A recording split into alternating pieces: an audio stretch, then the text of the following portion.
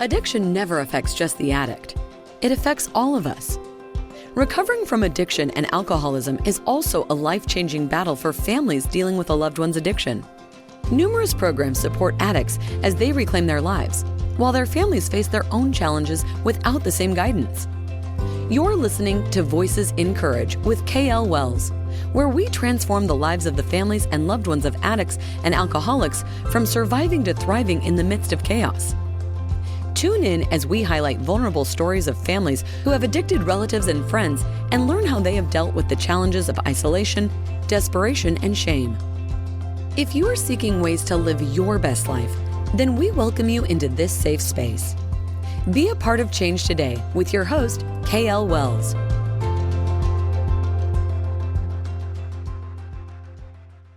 Hi there. This is Voices in Courage with KL Wells, and I am so excited to have one of our guests on today, Susan Bartz Herrick. She has a unique story that I've not quite heard before, and I wanted to have that shared with our audience today. Because the more we share the stories and the ramifications of what we're dealing with as a loved one, the more of us understand the web that just reaches and reaches out there in terms of this disease of substance abuse disorder. And so, Susan, thank you for being with us today. Well, thank you so much for having me. Absolutely. And so just for our audience sake, give a little bit of background in terms of, I heard her story on a podcast that I had been a guest on, The Addicted Mind, last year now, and thought, oh my goodness, I have not heard a story quite this way before. And you did a really great job of communicating your journey with your son. And I know you have a book that is, we can order now, pre-order for, I think it's a March release. Correct. Mm-hmm. So I wanted to give voice to your story, give you an opportunity to talk about, your upcoming book and be a resource to our audience. So I'm going to turn it over to you to tell your story. Okay. I am a retired professor, 25 years over a span of 40. I taught speech and theater, and that was under my MFA. But before I started teaching, or I should say in the middle of it, I was asked to be a community liaison specialist at a psychiatric hospital. Now, mind you, this was in the 1980s. Ooh. And yeah. And I worked on a doctorate of education for human development at this time. But my job was to go out into the public and to talk about mental health issues and substance abuse. Little did I know that job would set the foundation for what would happen to me in life later on. At that time, substance use disorder was considered a disease, just barely. Nobody really knew it was considered a disease, or if they heard that, it was like, oh yeah, right. There was a prevalent stigma. And of course, my job was to promote the just say no. And the thought was, if you just say no to drugs, you won't have a problem. Right. Nothing could be further from the truth. My story goes on. Shortly after I left that job, and it was quite difficult. I was there for about 3.5 years, but I came to see so many of the pitfalls in the mental health field that patients were only treated until their insurance ran out. Right. Or they would only get treated if they had insurance. And I was dealing with a lot of children. When the census was low, I had to sit on the unit, and truly it was just heartbreaking. So I got married, and I was about 35 when I had my son. Love of my life, really. I wanted him so much.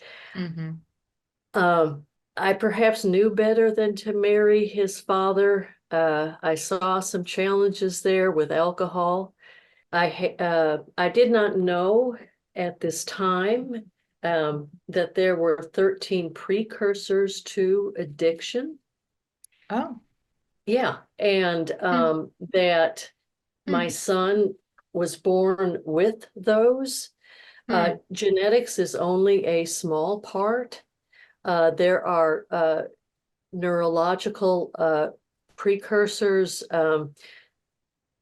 Tourette's, ADD, bipolar, Hmm. night terrors, people on the spectrum, the bio-neurological changes, Hmm. how the brain just works a little bit differently. Hmm. Um, and then, of course, you have trauma Hmm.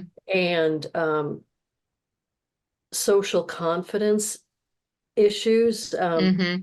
There's a wonderful study that I do cover in my book, which lays Right. all of these out.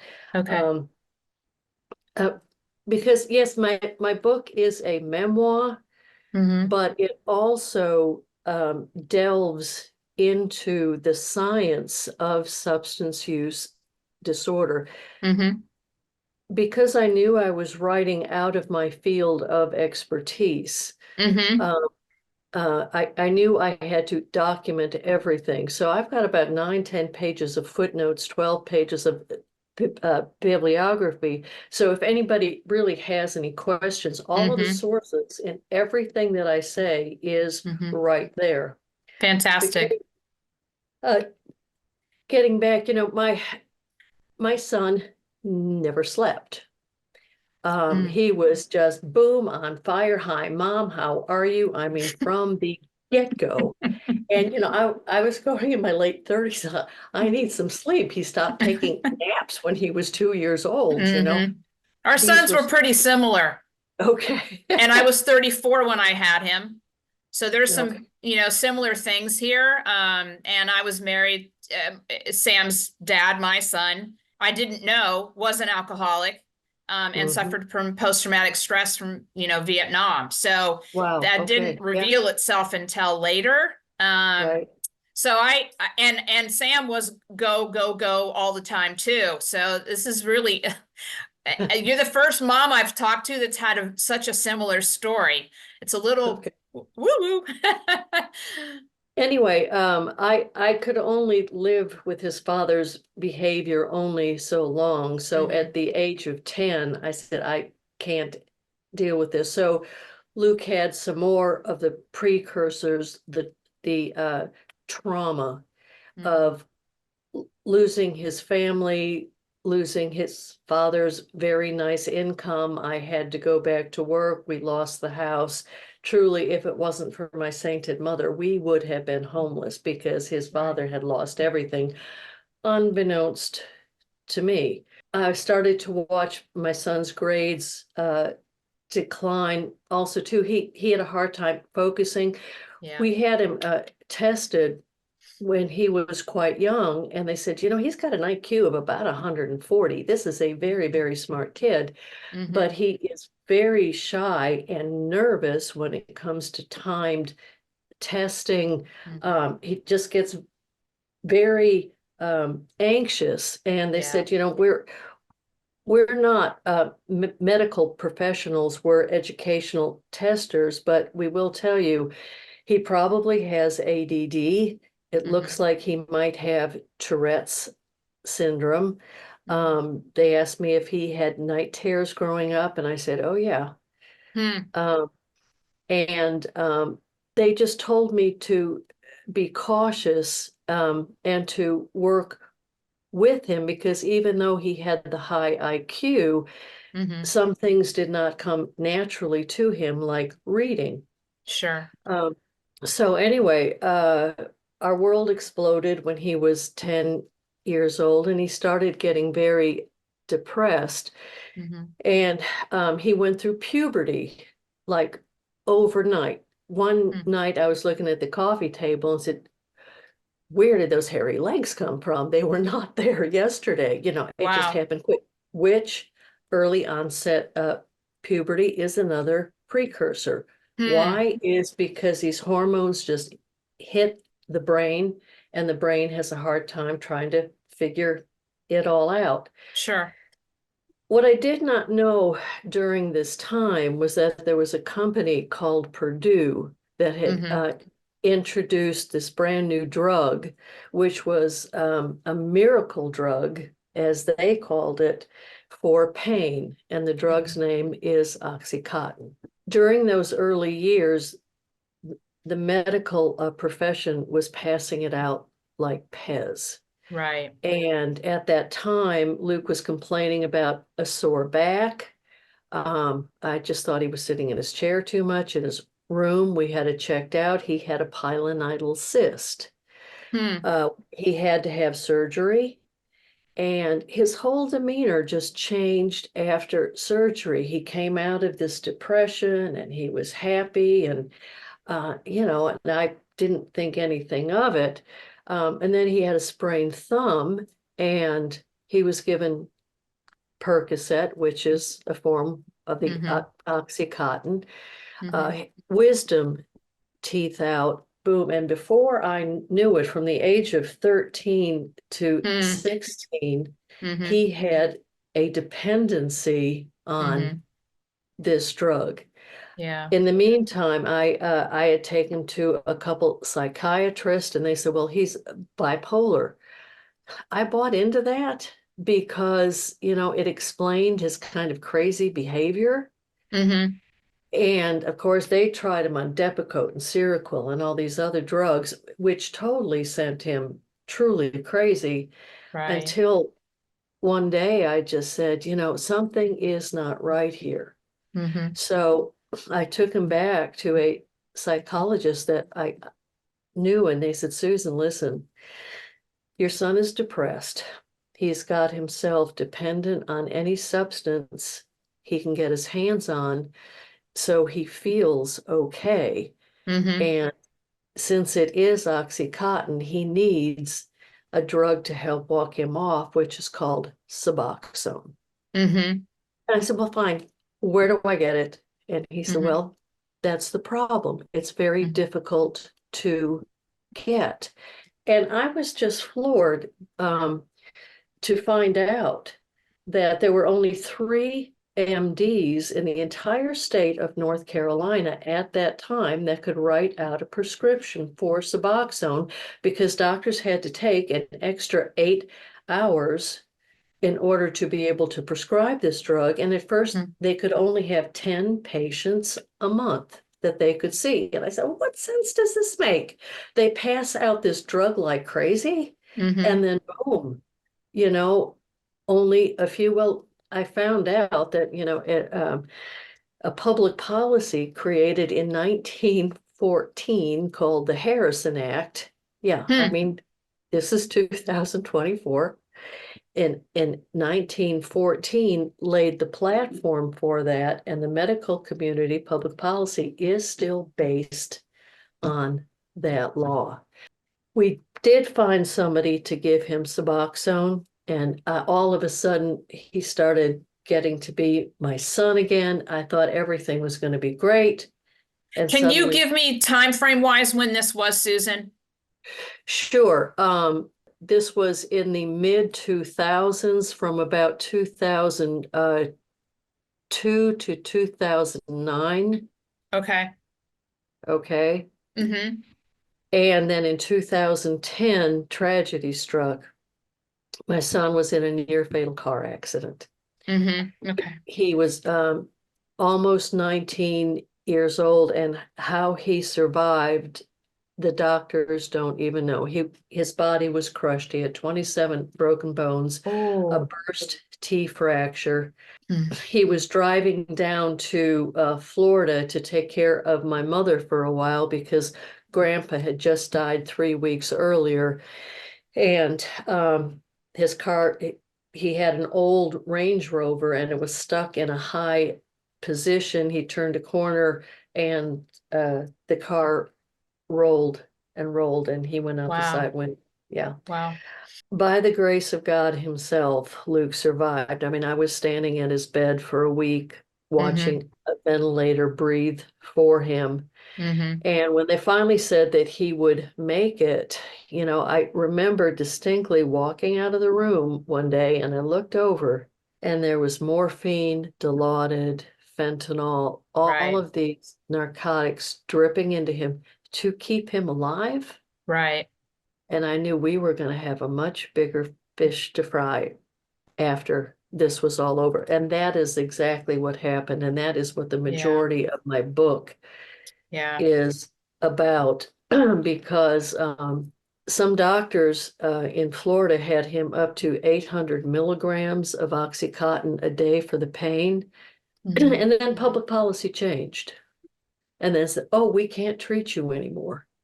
So we were left out in a state where our insurance was out of network with doctors who fell into three categories. One was, oh, we don't use narcotics anymore, so we can't help you, because they were afraid about losing their license. Mm-hmm. Others who still believed in Purdue that you treat that pain all the way up. And of course, they did not know about the tolerance effect, that the more you give, the more you need. Mm-hmm. And that what happens with these drugs is it produces dopamine, which is that feel-good hormone.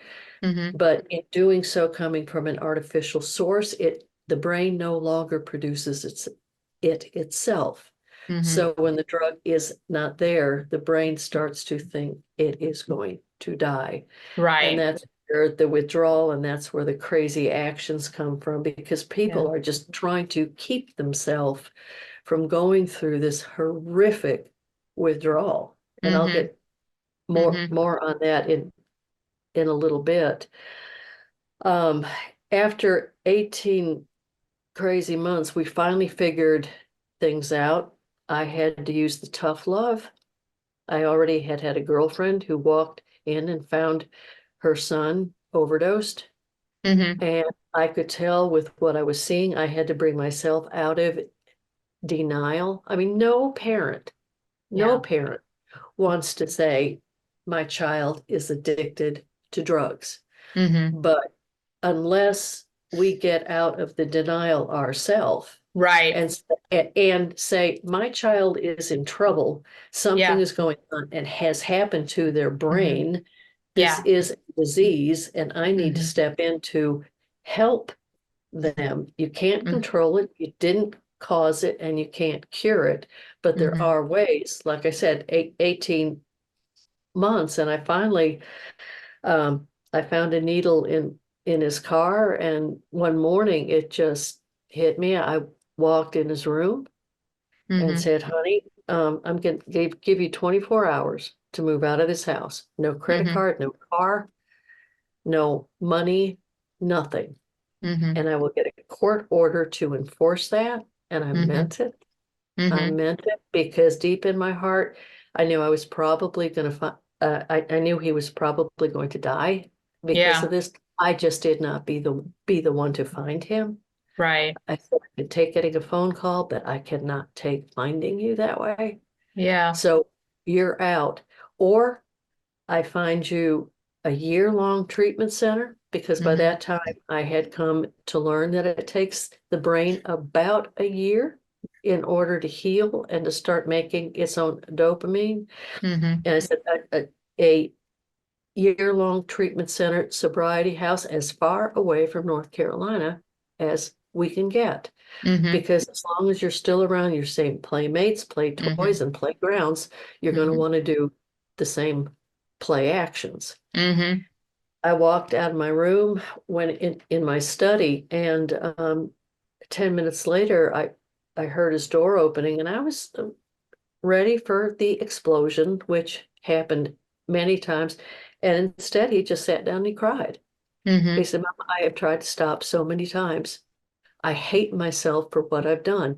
I said, I can't stop because it's killing me. It feels so terrible. Um, Later on in life, I asked him two questions. I said, when do you think the dependency started? Yeah. And he answered, Mama, the second that nurse gave me that little white pill and all the pain went away, it was Mm-hmm. on my radar. Mm-hmm. And then I asked him to explain to me. I said, what does withdrawal and cravings feel like? Mm-hmm. Because, when we hear those terms, especially like craving, we think, oh, that chocolate chip cookie, that piece of pie, Mm-hmm. that it's nothing compared to what these cravings are. Now, Luke and I were standing out in the backyard, and there's a small little Finger Lake back there. And he said, okay, what withdrawal feels like is this.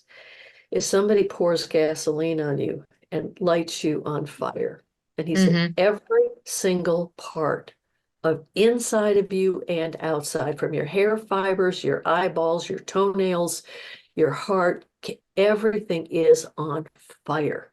Mm-hmm. They said, you got one or two choices. You can run as quick as you can and jump in that lake, and that's going to put it out. Now, when you get out of the lake, those fumes, after a while, are going to start to come back up, and they're Mm-hmm. going to start to light back up again. Mm-hmm. So you've got to make sure that there's always a lake close by that you can jump into, whether it's your lake or not. Mm-hmm. He said, and the other choice, Mom, is to just sit there and let it burn you up Yeah. for 5, 7, 10 days. And I watched him Mm-hmm. go through that multiple Mm-hmm. times because Yeah. he wanted sobriety more than anything else, and fought and fought and fought. Mm-hmm. And Mm-hmm. he got sobriety for many, many years. Mm-hmm. He, I mean, from a kid that had a GED to get into an Ivy League school, Sure. um, you know, it was amazing. He started his own company. He was a scratch golfer. He found ways to Mm-hmm. take his disease and turn Mm-hmm. it into, and find other ways to have his body make the dopamine. He got into Right. incredible physical shape. You Mm-hmm. would never know all of the scars up and down his front and back, Mm-hmm. by the way he looked with a shirt on. Mm-hmm. Um, Unfortunately, we had the perfect storm roll in during COVID. Luke would go to meetings, 1, 2 a day, and Yeah. all of a sudden, all the meetings were gone. Mm-hmm. He had golfed, and I mean, and he had to golf every day. Mm-hmm. It was a driving force. Mm-hmm. Um, but it did the trick. All of a sudden, he couldn't golf. He couldn't go to meetings. He broke his hand. Mm-hmm. So all these things trickled down. He relapsed, um, and fought to get off again, which he did. And he made up his mind he was going to move from California back home. He had spent the entire summer with me. And he just got, I could tell his brain was not reacting back the way it had the other times. Yeah. Uh, his anxiety was still through the roof.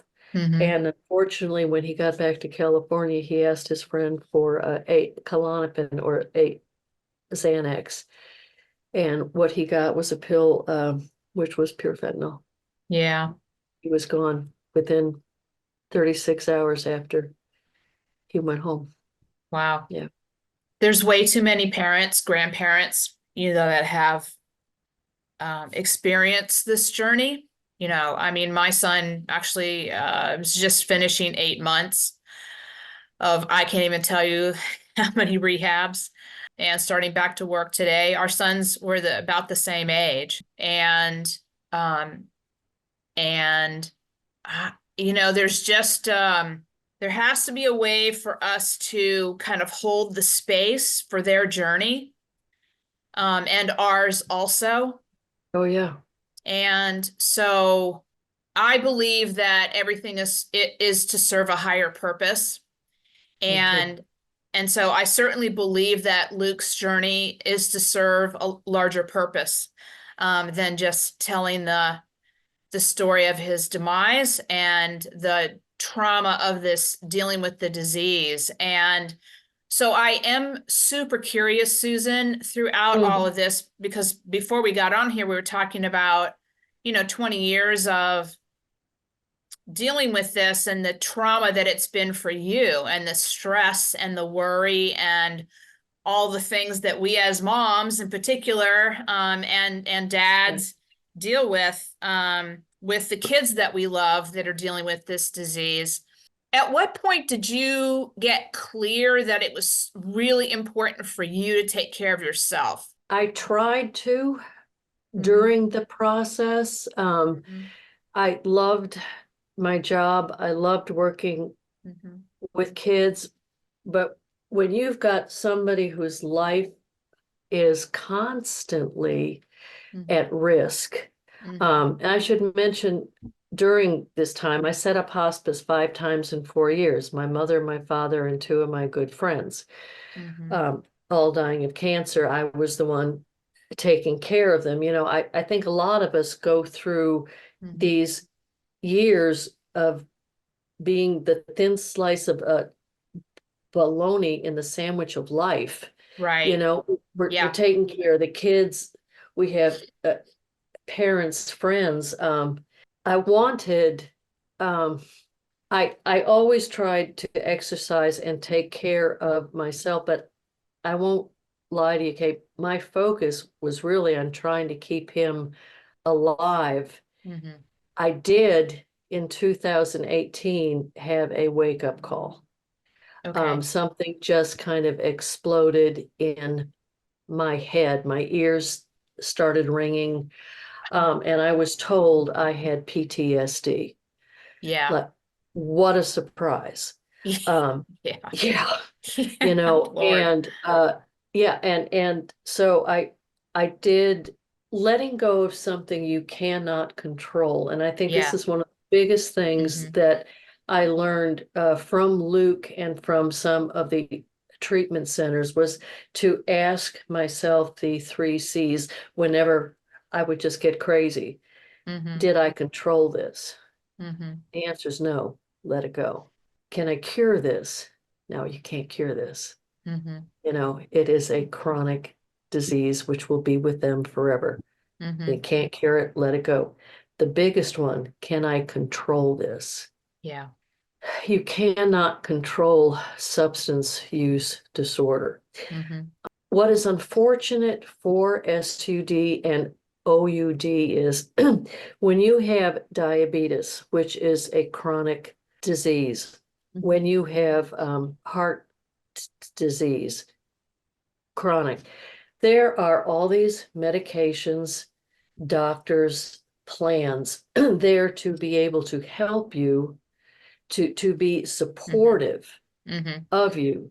Case in point, diabetes, you've got like 30 drugs that doctors can use in combination to find the right kind, along with diet and exercise. With substance use disorder, there are 3.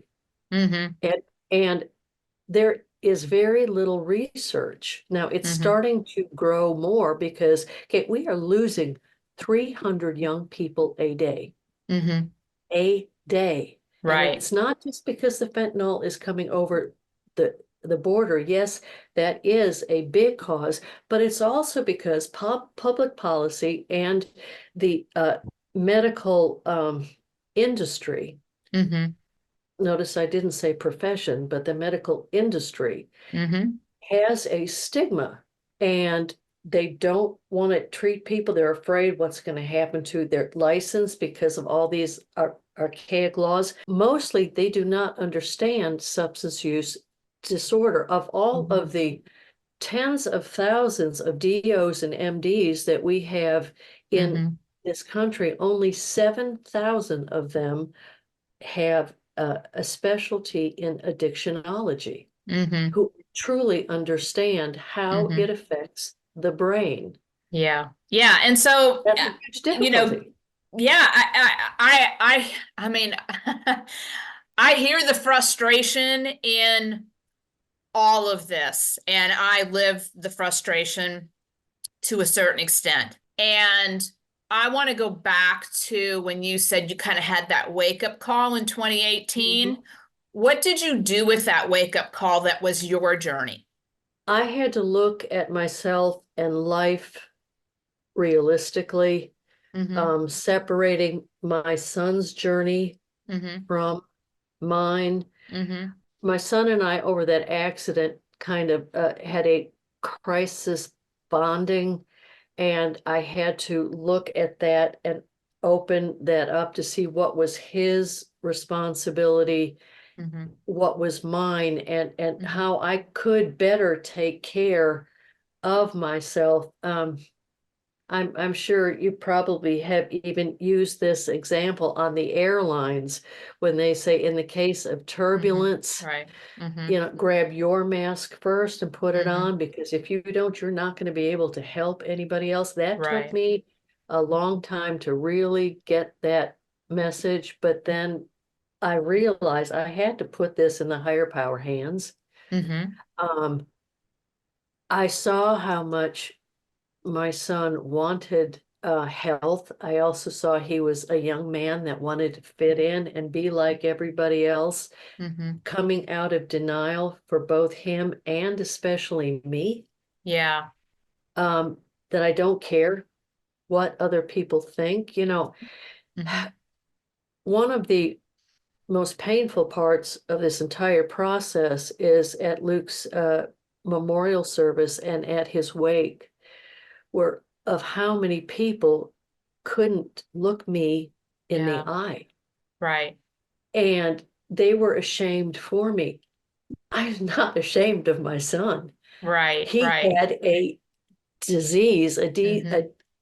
one that hardly anybody really truly understands. How he Right. lived his life and how Mm-hmm. he died were two separate things. Mm-hmm. Um, so my greatest call actually was after he passed away. On Facebook, I read a lot of these stories, angels of fentanyl, just people who have lost their children, Mm-hmm. and you've got parents that die with their child, Right. Mm-hmm. even if they're still living, and some don't. Mm-hmm. They just die with their child, and the anger and the Right. bitterness. Mm-hmm. And I was on this one conference call of a group called Helping Parents Heal, and it Mm-hmm. was only just a couple months after Luke transitioned, and um, their whole basis was to bring more love into the world in honor and memory of their child. Mm-hmm. Mm-hmm. And that just resonated with me, Mm-hmm. that I just knew Luke's story and the truth about what substance use disorder really is, the stigma that keeps it underground by everyone, the medical community, public policy, and even the parents Mm-hmm. of those children who say, well, my kid's an addict. No, they're not an addict. We don't say you're a fatso. Mm-hmm. We Mm-hmm. don't use those terms. My child has a disease. They're Right. in recovery, Mm-hmm. instead of, well, they're clean now. They're never dirty. Mm-hmm. Okay. It's Mm-hmm. just by Mm-hmm. how we use our terminology, Right. and by standing up and just making the rest of my life's work and purpose Mm-hmm. is to break the stigma, just like a lot of our friends in the past had to do with other issues, Right. you know. Mm-hmm. Yeah, Mm-hmm. so Mm-hmm. that's pretty much what I'm trying to do, Kay. Mm-hmm. Yeah. And so Susan, I totally understand the stigma, the judgment, the making them bad, making them wrong. all that swirls around that.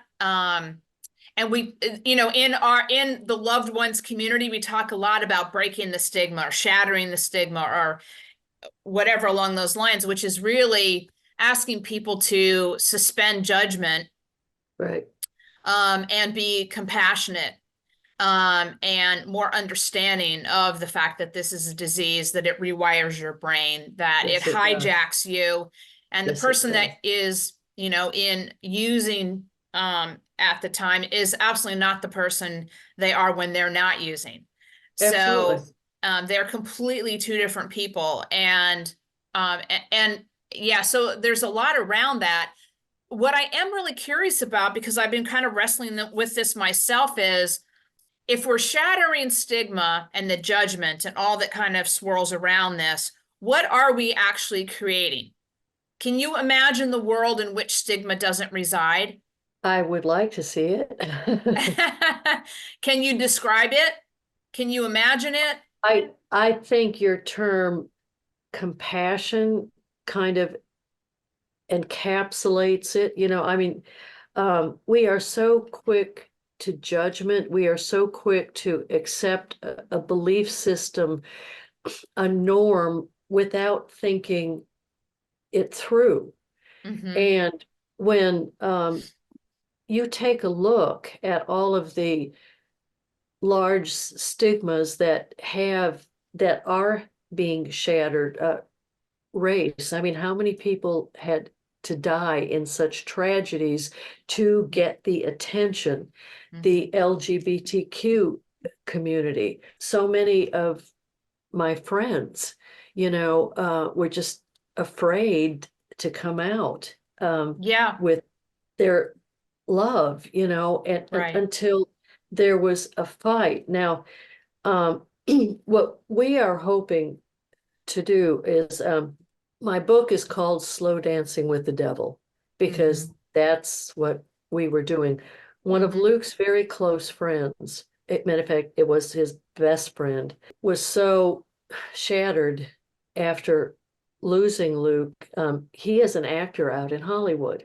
Mm-hmm. And he said, we are going to turn this into a film. And he has been dogging that out. And there is now a screenplay that has been completed, and they're starting to shop it out because we want to bring to the public the same kind of realizations that, like, what the Dallas Buyers Club did for HIV.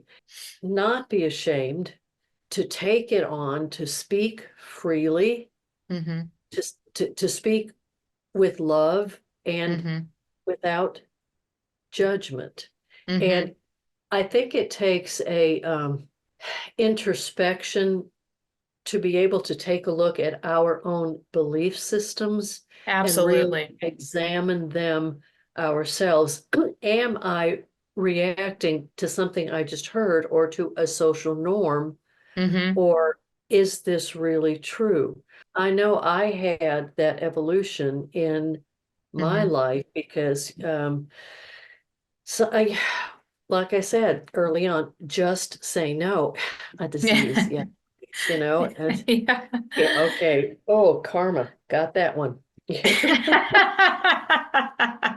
Well, it was the times. I mean, you and I are about the Yes, same age, and my brother was addicted to cocaine during those times. And what I think is really helpful, and gives me hope, is that when I was the one in our family who got my brother to go to rehab. And in a time when I would say this to my friends or other people, nobody spoke about them knowing somebody who had needed to go to rehab. I didn't know not to say it. And so now you can just about talk to anybody and they know somebody or they have people in their family. right. And so out of it becoming personal to so many people at this stage, I think the day of reckoning is here in terms of understanding that we do need to elevate our consciousness in terms of Yes. compassion. Yeah. I mean, I saw my son suffer so much, not just because of the disease, but how he wanted so strongly Mm-hmm. is to just be able to have the chance Mm-hmm. to use all of these wonderful abilities that he had. Right. And unfortunately, Kay, I'll tell you this, some of the biggest problems still lie within the substance abuse community. Mm-hmm. One of the gold standards now is to use MAT, which is medicine assisted treatments, Mm-hmm. or MOUD, medicines for opioid use disorder, Mm-hmm. to be able to help people. I have met someone who wrote the epilogue for my book, who is an addiction specialist. Mm-hmm. He claims that 80% of his patients who have been totally once very dependent are now living healthy, good lives. He manages their medication, Mm-hmm. and he said, I have to bring it up sometimes, I have to bring it down sometimes, like any Mm-hmm. chronic disease. Right. But but there is always hope for this. But within the substance use community, there are still a lot of groups that say you can only Yes. be clean if you Mm-hmm. don't use any MAT or Mm-hmm. MOUD. What sense does that make? Right. Right. Would not tell a cancer patient, your faith is not strong enough, your program is not strong enough if you Mm-hmm. decide to take chemotherapy. You would not tell that to a diabetic. Mm-hmm. You just walk, you just eat well. No, you can't take any medicine at all, no matter what your blood sugar is, because if Mm-hmm. you do, you're a failure. That is Mm-hmm. still a message that is coming out. Now, it is starting to change, Mm-hmm. but certainly isn't changing as quickly as I would like, which is another reason Right. for this book, Yes. Yeah. is to be able to really lay things out in a layman's understanding.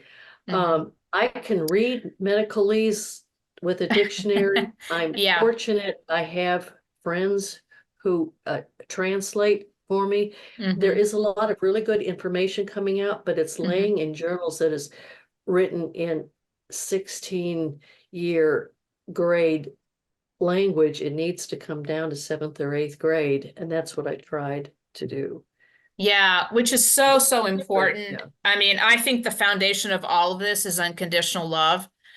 Oh, And yes, we all need to be educated about this disease and how it affects our loved ones and know more about it. I think a lot of people kind of get stuck at the judgment, the stigma, the shame part of it, and right. aren't open to understanding what actually really is going on. And Exactly. I'm still kind of sifting and sorting through this for myself, but it feels very much like it's too painful to love somebody who's going through this.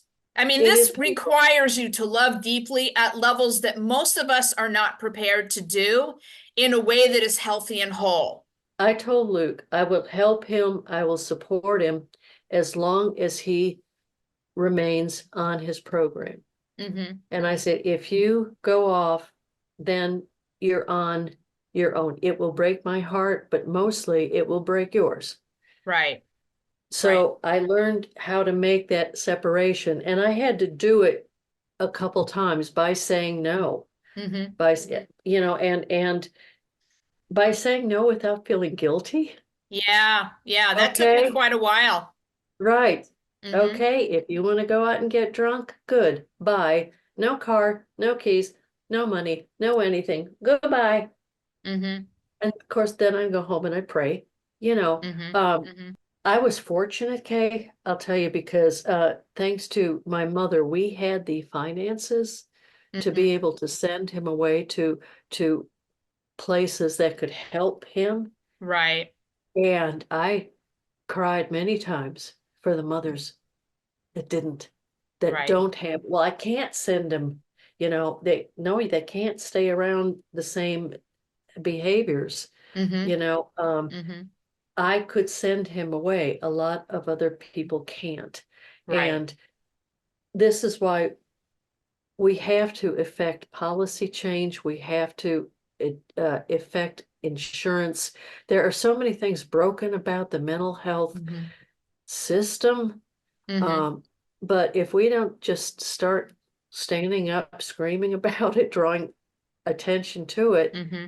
Mm-hmm. uh, it won't change. And I think my biggest call Mm-hmm. is out to parents Mm-hmm. who have had to deal with this, that they learn the right terminology, that they change this paradigm within their own head. Mm-hmm. There is a clip that I found online that I share in the book, but basically it's of a young boy in a hospital bed. He's bald, he has IVs in him. You can just tell he's a cancer patient. And the Yeah. parents are sitting there screaming at him, how could you do this to us? Right. Why don't you just get up and change? Do you know the problems that this is causing us? Parents would never do that Mm-hmm. if that was their child with cancer. Mm-hmm. And yet that's exactly what we're doing. Instead of you have a disease, we need to get you help.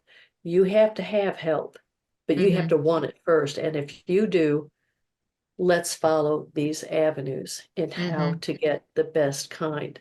And truly, as I said, to change some of the verbiage. It's not clean or dirty, Mm-hmm. addict. There is addiction, but it's a dependency, it's a disease. We Mm-hmm. don't treat other diseases with this kind of disparity, Yeah.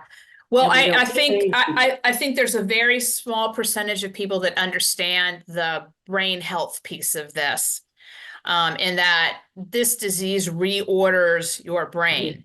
absolutely. And so I think there's, clearly there's education that needs to take place, and people, more and more people, I hope, want to be educated instead of hold on to these archaic old ways Right. of viewing this disease. That's one. And then, like I spoke to earlier, is it's not just a mindset shift. There's a heart set shift that needs to take place too. That is Yeah, rooted in unconditional love and compassion with boundaries. And absolutely. and we kind of Absolutely. have touched certainly on, the journeys of our kids growing up with this disease, and then the journeys of our kids as adults growing up with this disease. They're really completely two different journeys Yes, they from a are. parenting perspective. Right. And I know, my shift out of my son's, teenage years and who I was as a mom, and then shifting to a completely different way of parenting as having an adult son. Right. There's a bridge to I getting hear to you. that other side. And I mean, obviously, the two of us are very driven to want to know, to be educated, to want to understand, because we love our son so deeply. Right. And so there's two things I'm thinking. One is our love for them has kind of unlocked our curiosity about how can we show up differently in the world and be different from that perspective. Hmm. I certainly have tremendous more capacity and understanding for what's taking place now than I did previously. Um, and yeah, so there's a lot to this. And I Yes, think the ma'am. more and more people that are willing to share their stories, like you are, like I am, like the people that, I surround myself with, that are not ashamed or embarrassed or judging themselves based on this disease, hopefully we can move more in that direction of compassion, not only for the ones that are dealing with the disease, but for us as the people who are loving ones that are dealing with the disease. I I agree wholeheartedly. I personally don't care what people think about me anymore, and there is Mhm. such absolute freedom Yes. in that. I don't know why I did. What other people think about me is none of my business.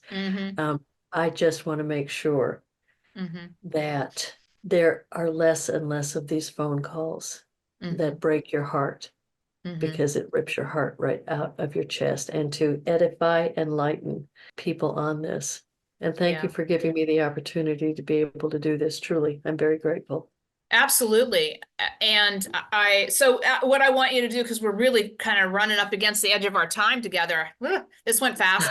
I want people to get your book. So give them the title, where they can get it, your website, where you're available, how can people reach out to you, connect with you, learn more from you. Okay, well, my website is my name, susanbartzherrick.com.